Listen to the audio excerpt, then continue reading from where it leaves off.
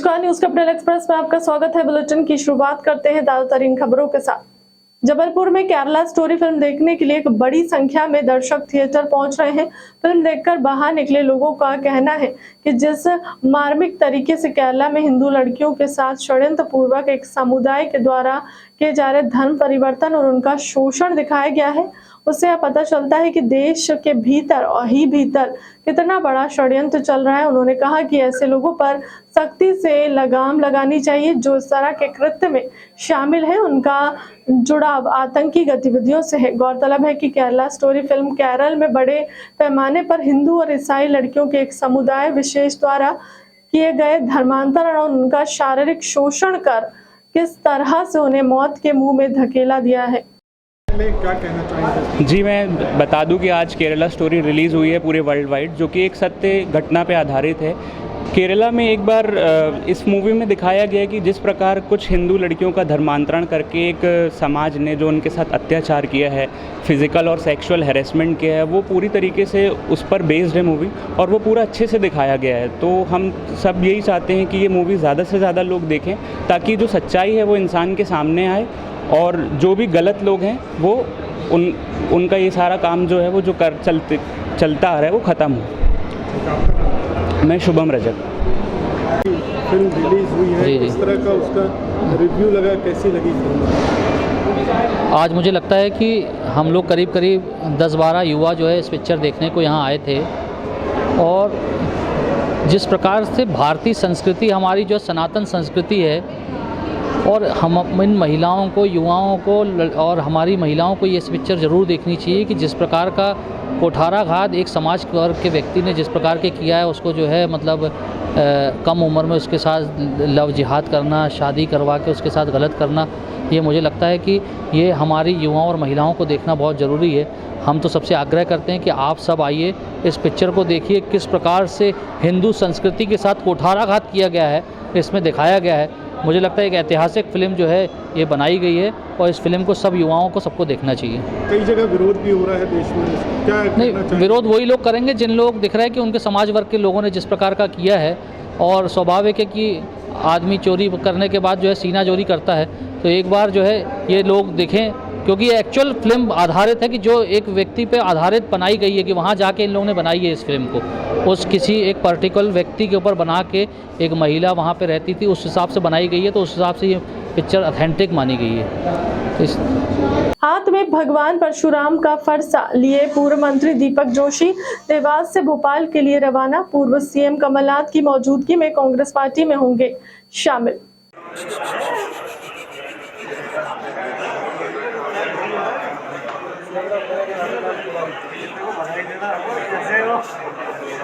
थोड़ा पीछे ना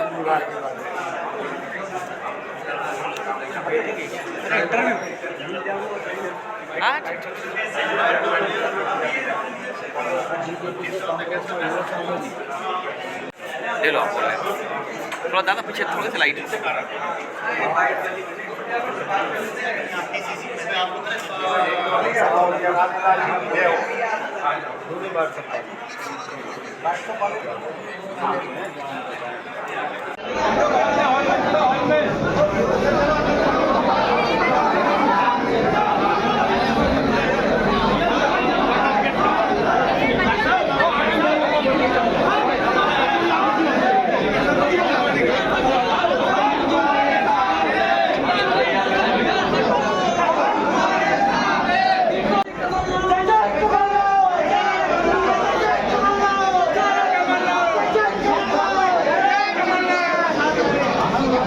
जय जय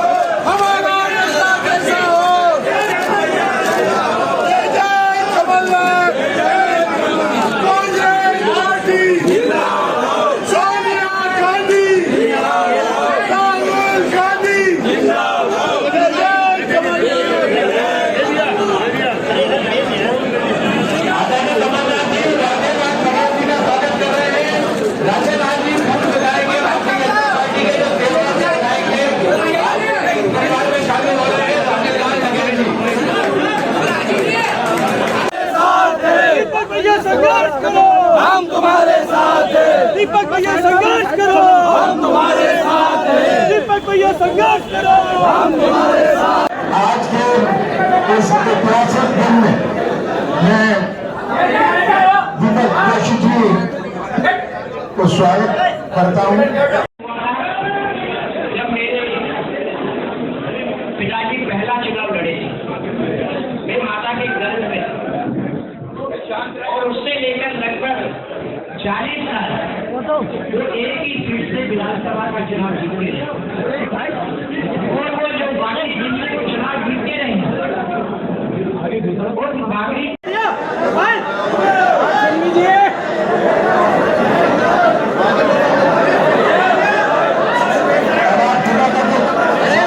कर्नाटक में बजरंग दल को बैन करने को लेकर शुरू हुआ विवाद थमने का नाम नहीं ले रहा है। जबलपुर के प्रदेश कांग्रेस कार्यालय में बजरंग दल द्वारा की गई तोड़फोड़ के बाद कांग्रेस लगातार बजरंग दल और आरएसएस पर आक्रामक है। आज यूथ कांग्रेस पूरे मध्य प्रदेश में हनुमान चालीसा का पाठ बजरंग दल की सद्बुद्धि की कामना कर रही है। उसी क्रम में राजधानी भोपाल के झंडेश्वर हनुमान मंदिर पर यूथ कांग्रेस जिलाध्यक्ष नरेंद्र यादव के नेतृत्व में यूथ कांग्रेस के पदाधिकारी और कांग्रेस प्रवक्ता ने हनुमान चालीसा का पाठ कर बजरंग दल, आरएसएस और बीजेपी की सद्बुद्धि की कामना की। यूथ कांग्रेस के जिलाध्यक्ष नरेंद्र यादव ने कहा कि बीजेपी भगवान हनुमान के साथ ही प्रभु श्री राम धर्म के नाम पर राजनीति कर नफरत फैलाने का काम कर रही है। विश्व हिंदू परिषद और बजरंग दल लोगों को एक दूसरे से लड़ने का काम कर रहे हैं।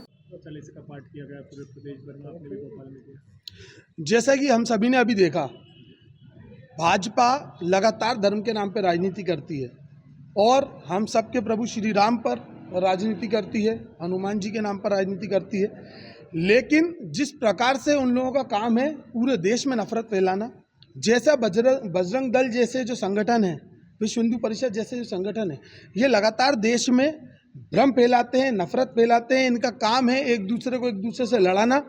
इनको किसी भी प्रकार से, इन्हें धर्म से कोई लेना देना नहीं है। इनका काम है सिर्फ गुंडागर्दी फैलाना, लोगों को भड़काना, उसके नाम पर अवैध वसूली करना।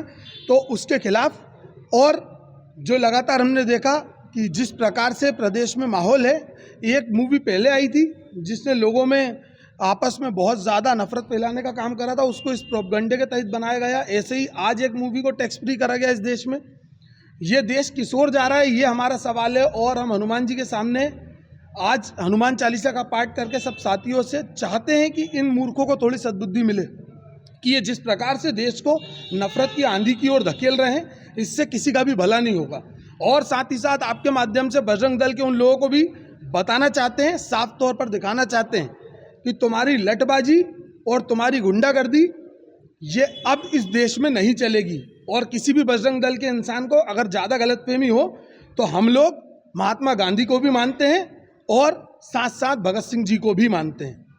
तो अगर जैसा चाहोगे वैसा जवाब मिलेगा। लेकिन हम लोग नफरत फैलाने वाला संगठन नहीं है, हम प्यार की राजनीति करते हैं, इसलिए प्यार से उस नफरत का जवाब दे रहे हैं। हनुमान चालीसा का पाठ करके चाहते हैं कि प्रभु इन मूर्खों को थोड़ी सद्बुद्धि दे और जैसा कृत्य कर रहे हैं ऐसा ना हो। और उस फिल्म का भी जैसा प्रदेश में आज उसको टैक्स फ्री करा गया है, तो ये हिंदू मुस्लिम की राजनीति अब नहीं चलने वाली है। इनको समझना चाहिए कि इससे किसी को भी कोई फायदा नहीं हो रहा है, इससे देश पीछे जा रहा है।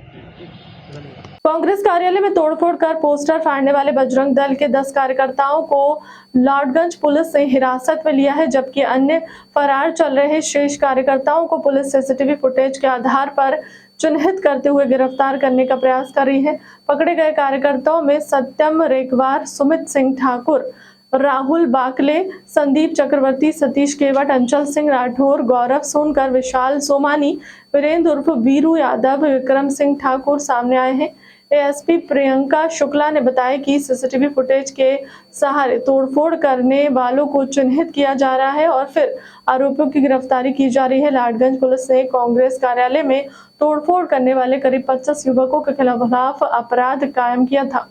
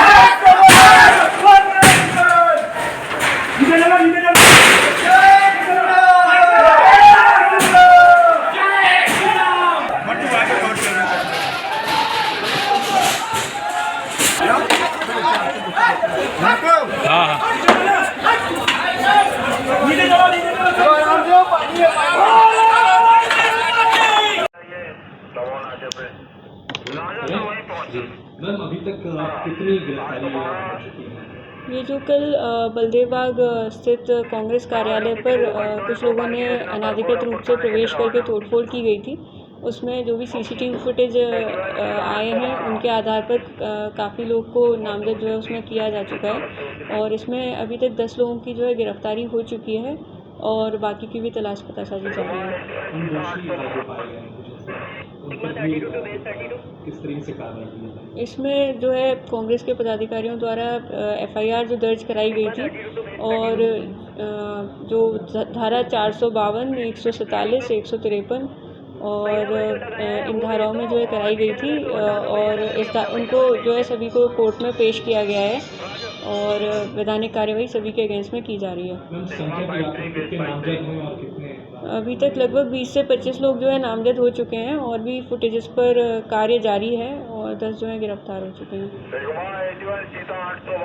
सागर जिला के पुलिस थाना केसली निवासी राजेंद्र सिंह राजपूत ने बताया कि लगभग 5 बजे चितौरा स्थित प्लांट से गाड़ी नंबर MP 15HA 133 में डामर भरा हुआ था, जो कि गोपाल यादव ब्लॉक सरिया पानी को लेकर जा रहा था, जिसको जैतपुर के पास 100 डायल के द्वारा रोका। जब डंपर चालक ने बोला कि क्यों रोक रहे हो, तब पुलिस कर्मियों द्वारा कहा गया कि दस्तावेज दिखाओ। तब डंपर चालक ने डंपर के सभी दस्तावेज चेक करवाए और कहा कि मैं डंपर में मिक्स डामर भरा हुआ था, जो मात्र 6 घंटे तक ही डंपर में रखा जा सकता है। यदि इतने समय में 1 घंटे के बाद भी रोका गया तो फिर जो मिक्स डामर है उनकी अनुपयोगी हो जाएगा और यह डामर की गाड़ी से ही सेट हो जाता है, जिसको डंपर की बाड़ी पूरी तरह से खराब हो जाएगी, जिससे गाड़ी मालिक की बेवजह नुकसान हो जाएगा।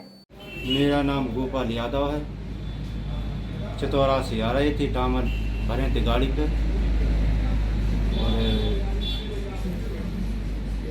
जैतपुर के यहाँ पुलिस ने रोकी गाड़ी और पैसे मांगे तो हमने बोली हमने पैसे हमारे पास नहीं हैं।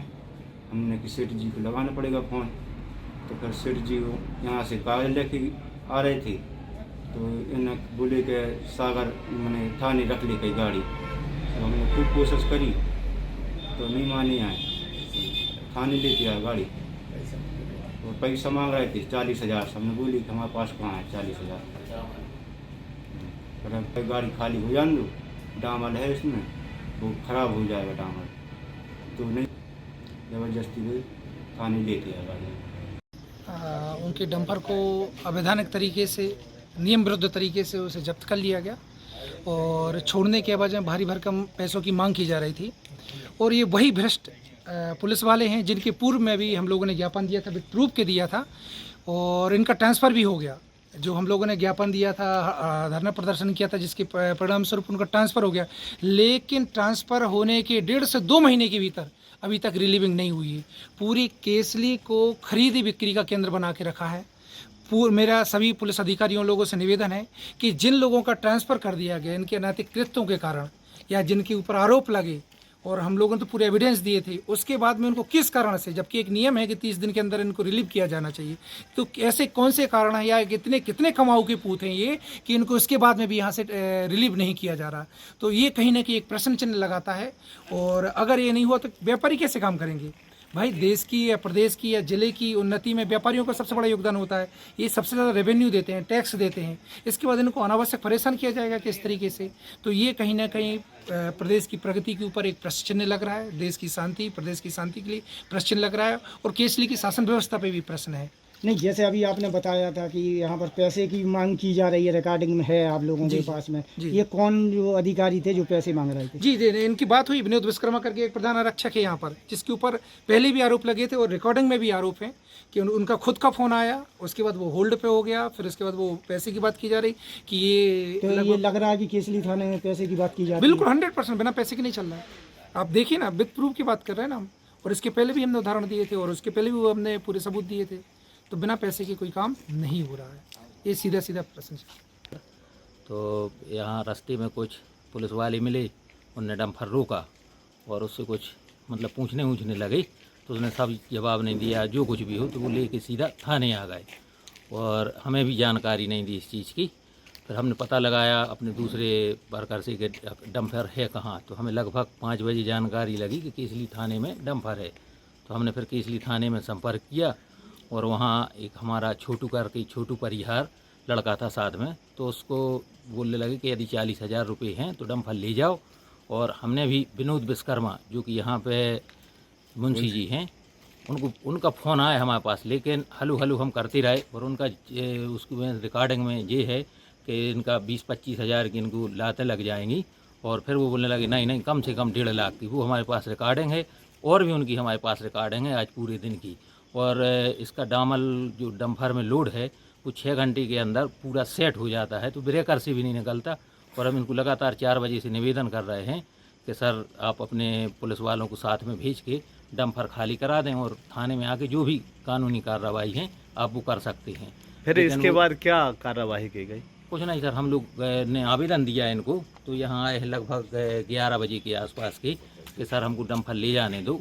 अब लेकिन इनने हमसे बोला है अभी शायद 12 बजने वाले हैं कि हाँ भाई आप इसमें पलटी कर लो दूसरे डामल में, तो क्योंकि सर वो 80 टेम्परेचर पे गर्म रहता तो उतना संभव नहीं है वो एक डंपर से दूसरे डंपर में। लगभग कितना नुकसान हो गया? और लगभग 4 लाख का डामल और डंपर की पूरी बॉडी। और तो एसपी महोदय से क्या कहना चाह रहे हैं कि इस प्रकार के जो अधिकारी कर्मचारी हैं जी बस यही कहना चाह रहे हैं सर कि इस प्रकार मतलब यदि परेशान करेंगे आप लोग तो फिर डंपर चलाना या कोई भी काम करना मुश्किल हो जाएगा। नहीं तो ये पैसों की डिमांड की बात आ रही है, अगर आप पैसा दे देते तो आपकी गाड़ी तो उसी समय 4 बजे हमारी गाड़ी छूट जाती है। कितना नुकसान हो गया? लगभग 4 लाख का डामल और उसके अलावा डंपर की बाड़ी 2 लाख रुपए की। पुलिस अधिकारियों द्वारा जो बताया गया कि इतने बजे आ जाओ, इतने बजे हम गाड़ी छोड़ देंगे, तो क्या कितने समय से आ गया? हम तो आ गए थे लगभग यहाँ 10 बजे, लेकिन उनमें आवेदन देने में लगभग 2 घंटे लगा दिए हमारा आवेदन लेने में। कि हमने उनसे ये बोला कि आप डंपर का माल हमें खाली करके मतलब हम डंपर थाने में रख देंगे और इसके बाद आप अपनी कानूनी कार्रवाई कर सकते हैं। जिम्मेदार अधिकारी कौन है, क्या कुछ कहेंगे उसके बारे में? धाकड़ जी हैं, वो हैं सर, उनसे भी हमने निवेदन किया। 4 बजे उनको फोन लगाया कि सर आप माल खाली हो जाने दो, उसके बाद आप जो भी अपनी कानूनी कार्रवाई है वो आप कर सकते हैं।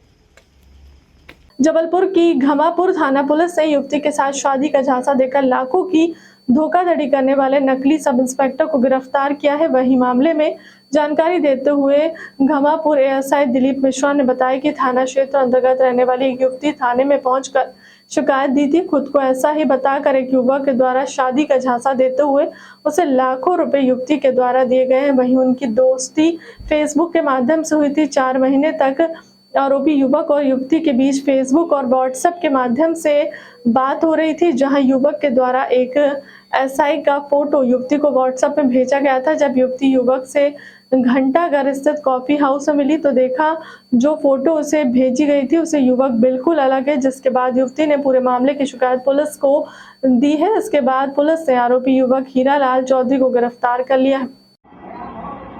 पूछो आप तक क्या मामला है? गिरफ्तारी है,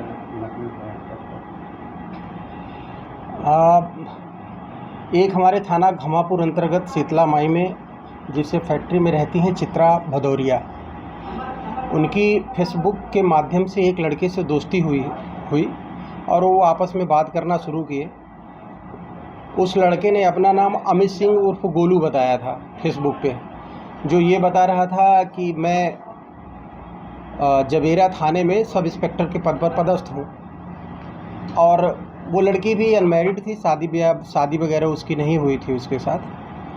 तो वो लड़की और लड़के की काफ़ी करीब मुझे लगता है 3-4 महीने से वो बता रही है लड़की कि 4 महीने 5 महीने से हमारी उस लड़के के साथ फेसबुक और मोबाइल फ़ोन से उनसे बातें वगैरह हो रही थी। उस लड़की की और लड़के की दोनों की दोस्ती फेसबुक के माध्यम से होती है और बाद में बात होते होते लड़के ने लड़की से शादी करने की इच्छा जाहिर की। लड़की क्योंकि अनमैरिड थी और उसने फिर लड़की ने भी बताया था क्योंकि लड़का सब जवेरा थाने में सब इंस्पेक्टर है, अपने आप को सब इंस्पेक्टर बता रहा है। तो लड़की अपने पिताजी लोगों से बात की और लड़के को अपने पिताजी से मिलवाने के लिए घर पे बुलवाया, जहाँ पर लड़के का बाप लड़के के पिताजी और उसके चाचा का भाई और स्वतः ये गया था। लड़का ये चित्रा भदौरिया और ये जो हमारे मामले का आरोपी है, ये एक दूसरे को पहचानते नहीं थे, आमने सामने इनकी मुलाकात नहीं हुई थी, सिर्फ फ़ोन पे बातें हो रही थी इनकी। और क्योंकि लड़की जो थी वो पहचानती थी उसको अमित सिंह के नाम से, जो जवेरा थाने में सब इंस्पेक्टर है। फ़ोटो वगैरह उसने उस लड़के ये जो आरोपी है, इस आरोपी ने दूसरे लड़के की फ़ोटो जो सब इंस्पेक्टर है अमित सिंह है, उसकी फ़ोटो उस लड़की को दिया था व्हाट्सएप के ऊपर, और जो भी चैट वगैरह कर रहा था तो स्वयं की फ़ोटो बता करके उसने दिया हुआ था। बाद में फिर जब इनकी शादी वगैरह की बातें इन लड़की के घर पे आकर के जो आरोपी के पिताजी हैं वो आकर के बात किए हैं। बात करने के बाद फिर उस लड़के ने लड़की से मिलने की इच्छा जाहिर की, तो लड़का कुछ दिनों के लिए टाल मटोल किया है। उस दौरान लड़के ने ज़मीन खरीदने के नाम पर उस लड़की से पैसे की मांग की, तो लड़की ने पहली बार में 90,000 रुपये, दूसरी बार में 60,000 रुपये और तीसरी बार में 32,000 रुपये उसके अकाउंट में ट्रांसफ़र किया, अपने अकाउंट से। जब ये पैसे वगैरह उसके खाते में चले गए थे तो फिर लड़की, क्योंकि शादी इनकी फ़िक्स हो गई थी, तो लड़की ने बोला कि भाई मैं आपसे मिलना चाहती हूँ। तो वो लड़का फिर आकर के जो अपना घंटा घर के पास इंडियन कॉफ़ी हाउस है, वहाँ पर लड़की और ये लड़का दोनों आमने सामने होते हैं। तो लड़की लड़के को देख करके बोलती है कि जो फ़ोटो तुमने मुझे भेजा था वो तो तुम हो नहीं, और इतना बोल करके फिर वो लड़का उस लड़की को बताता भी है, अपनी हकीकत बताता है। लड़की वहाँ से उससे बिना बात किए घर आती है और थाने में उसने एक आवेदन 25 तारीख को उसने एक आवेदन दिया था, 25/4/23 को उसने एक आवेदन दिया। आवेदन में उसने बताया कि मेरे साथ ऐसी ऐसी घटना, अपने आप को पुलिस अधिकारी बता करके उसने मेरे से पैसे वगैरह लिए, शादी वगैरह करने की बात हुई है, और जबकि वो किसी पुलिस विभाग में नहीं है। इसके बाद पुलिस ने इस मामले पर तुरंत संज्ञान लिया। उस आरोपी की CDR वगैरह, क्योंकि मोबाइल नंबर जिस पे बात करती थी लड़की उससे, उसके मोबाइल नंबर वगैरह लिए, मोबाइल नंबर पर उसकी CDR वगैरह निकाली। CDR निकालने के बाद जब हमको यह स्थापित हो गया CDR के माध्यम से कि यह आरोपी जो भागीरथ चौधरी है, जो मैली गांव का रहने वाला है, थाना बिलखेड़ा लगता है, तो उसके बाद फिर हमने उसकी तलाश वगैरह की और अपराध पंजीबद्ध किया। अपराध पंजीबद्ध करने के बाद फिर हमने उसकी टावर लोकेशन वगैरह CDR के माध्यम से उसकी फिर तलाश की, जो हमें अंधुआ गांव संजीवनी नगर के थाने के अंतर्गत आता है। वहां पर अशोक बर्मन के किराए के मकान में ये रहता है। वहां पर जा कर के हम लोग आज सुबह के करीब 10 बजे, 10 साढ़े 9 10 बजे के करीब वो हमको मिलता है वहाँ पे। तो उससे फिर घटना के संबंध में हम पूछताछ करते हैं। लड़का अपना घटनाकारी स्वीकार करता है और उसके घर के पास उसने बताया था कि जो लड़की से हमने पैसे वगैरह लिए थे उसमें से 25,000 रुपये उसके पास वहाँ पर थे, तो वो पैसे हम जब्त किया है। उसके 2 मोबाइल हमने जब्त किया है, जिसमें से लड़की ने जिस उसके अकाउंट में जिस पैसे का ट्रांजैक्शन जो किया है, तो वो मोबाइल जब्त किए हैं। लड़का अपने आप को पुलिस अधिकारी बता रहा था, तो उसके ये पुलिस के बेल्ट हैं, उसके जूते हैं, उसकी ये ड्रेस वगैरह हैं, ये हमने जब्त किया है। और ये 2 मोबाइल उसके रखे हैं, ये मोबाइल वगैरह हमने उसके जब्त किए हैं। उसके आधार कार्ड वगैरह, ATM वगैरह जिससे वो पैसे को निकालता था, वो अभी जब्त किए गए हैं। और आरोपी द्वारा ये बताया गया है कि शेष जो बची हुई रकम है वो बेलखेड़ा के सेंट्रल बैंक शाखा में, वहाँ पर वो बाकी बची हुई रकम जो है वहाँ रखी हुई है।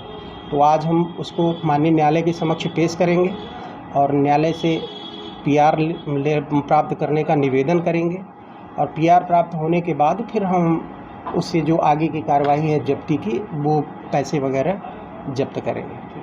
सर आपका नाम होता है? मेरा नाम उप निरीक्षक दिलीप मिश्रा है, थाना गंगापुर में मैं पदस्थ हूँ। हाँ जी। जबलपुर के कोतवाली थाना अंतर्गत स्थित सरस्वती कॉलोनी में बीती रात चोरों ने एक सूने मकान में धावा बोलकर 20 लाख का सोना और 80,000 रुपए नगद हाथ साफ कर दिए हैं। अज्ञात चोरों ने चोरी की घटना को उस समय अंजाम दिया जब परिवार के लोग एक धार्मिक समारोह में अपने रिश्तेदारी में गए हुए थे और जब वे वापस लौट कर आए तो देखा कि घर के दरवाजे का ताला टूटा हुआ था और अंदर अलमारी में सामान बिखरा हुआ था। परिवार के लोगों ने देखा तो अलमारी में रखी नकदी और सोने चांदी के जेवरात वहां मौजूद नहीं थे, जिसके बाद उन्होंने कोतवाली पुलिस को मामले की जानकारी दी और मौके पर पहुंची कोतवाली पुलिस ने मामला दर्ज कर अज्ञात चोरों की तलाशी शुरू कर दी है। पूरे मामले की जानकारी देते हुए कोतवाली थाना प्रभारी अनिल गुप्ता ने बताया कि सरस्वती कॉलोनी में के रेगवार रहते हैं, जो अपनी पत्नी के साथ रिश्तेदारी में गए हुए थे। जी, सरस्वती कॉलोनी के समीप रहने वाले मेरे बुजुर्ग माता पिता, मेरे सास ससुर जो हैं के रेगवार, आज उनके घर में रात में ये वारदात हुई, चोरी हो गई उनकी। काफ़ी सामान, नगद, उनकी जो भी सोना चांदी था वो सब पूरा लॉकर से निकाल के चोर ले गए। और कल मम्मी पापा मेरे घर पर गए हुए थे, मेरे घर में एक सुहागले का प्रोग्राम था, तो एक दिन पहले वो गए, एक दिन में ये वारदात हो गई। लगभग कितने की चोरी हुई? चोरी करीबन नगद गया है 80,000 का और 20 लाख के करीब तो सोना चांदी मिला था। आपका नाम? मेरा नाम प्रतिष्ठा रेगवार है, मैं उनकी छोटी बहू हूँ। ठीक है। चोरी की घटना हुई है, क्या हुआ? बर्गर बिल्डिंग के पास में कृष्ण कुमार रेगवार रेलवे के रिटायर्ड अधिकारी परसों ये अपने बेटे के एक धार्मिक कार्यक्रम में पत्नी के साथ गए हुए थे। आज जब इनको सूचना मिली वापस आए हैं, घर पर ताला लगा हुआ था और घटना सिंह द्वारा का ताला तोड़कर नकदी और जेवरात चोरी किए गए हैं। FIR दर्ज कर दी गई है, हमें निकाल हुआ है। शीघ्र इसमें आरोपियों का पता लगाया जाएगा। सर, लगभग कितने की चोरी होगी? ये अभी कहा नहीं जा सकता है, अभी चर्चा की जा रही है। उनके द्वारा ऑनलाइन FIR दर्ज कराई गई है और डिटेल स्टेटमेंट लिया जाएगा। करीब इसमें 80,000 रुपये नगद उन्होंने बताया और सोने चांदी की जेवरात।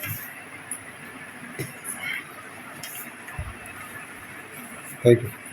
चंद्रवंशी क्षत्रिय खाती समाज युवा संगठन ने सड़क को जाकर कलेक्टर के नाम ज्ञापन सौंपा है। इछावर अनुविभागीय विष्णु प्रसाद यादव के यहाँ वाहन पर पदस्थ वाहन चालक मुकेश वर्मा स्वयं का वाहन वर्ष 2017 से किराया पर चल रहा था, लेकिन गुरुवार को SDM के वाहन चालक मुकेश वर्मा और SDM के गार्ड नगर सैनिक जगदीश विश्वकर्मा व उसके पुत्र भाजपा युवा मोर्चा अध्यक्ष मनीष विश्वकर्मा के बीच मारपीट का मामला हो गया था, जहां SDM के चैम्बर के सामने तहसील परिसर में लातों घूसों से नगर सैनिक और भाजपा युवा मोर्चा के अध्यक्ष पर जमकर मारपीट करने और जान से मारने की धमकी के आरोप लगे हैं। वहीं बताया जाता है कि मनीष विश्वकर्मा ने कहा था कि अभी 1 घंटे के अंदर तेरी गाड़ी तहसील से हटवा दूंगा। इसके बाद 1 घंटे के बाद ही मुकेश वर्मा की गाड़ी तहसील कार्यालय में हटा दी गई। SDM साहब, जो कि प्रशासन का सारा कानून और व्यवस्था की जिम्मेदारी SDM साहब की होती है, वो भी हमारे सामने खड़े हुए हैं। उन्हीं के कार्यालय की घटना है, उन्हीं के ड्राइवर के साथ मारपीट हुई है और जिसके साथ मारपीट हुई वो हमारा भाई है। इसी के लिए हम न्याय मांगने के लिए यहाँ पर खड़े हुए हैं। SDM साहब ने अभी बोला है कि हम अभी उसको उठाकर मंगवाते हैं, उसकी गिरफ्तारी करते हैं, जो भी करते हैं, ऐसा आश्वासन हमको दिया था। लेकिन अभी अब सबके सामने जो है SDM साहब हमको आश्वासन देंगे और समय सीमा भी मानने से निवेदन है कि निर्धारित करें कि हम 1 घंटा, 2 घंटा, 4 दिन, कितने दिन लगाएंगे। तो बहुत समाज के अंदर बहुत ज़्यादा आक्रोश है और हम भी मानते हैं इस बात को कि चक्का जाम करना कानून के खिलाफ है। लेकिन कभी कभी ऐसी परिस्थितियां बन जाती है कि आदमी को ना चाहते हुए भी कुछ कदम गलत की ओर बढ़ जाते हैं। आपसे निवेदन है कि आप जो है हमें बहुत ही जल्दी से जल्दी न्याय दें। ये कोई बहुत लंबी दूरी नहीं है, यहाँ पर आपके इछावर क्षेत्र का मामला है, यही आपसे निवेदन है। तो भैया ज्ञापन देते पहले फिलहाल के लिए अब तक की खबर में इतना ही। देश दुनिया की तमाम बड़ी खबरों के लिए बने रहे हमारे चैनल के साथ। नमस्कार।